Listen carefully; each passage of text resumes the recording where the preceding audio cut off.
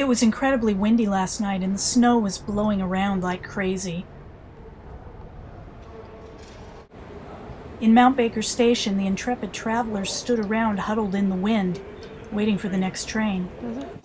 Next stop, Beacon Hill Station.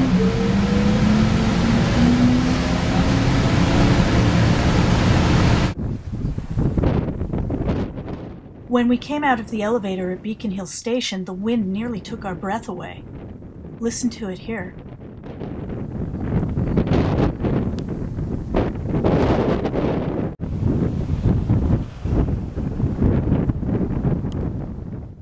The wind vane in front of the station was spinning around like an Olympic ice skater.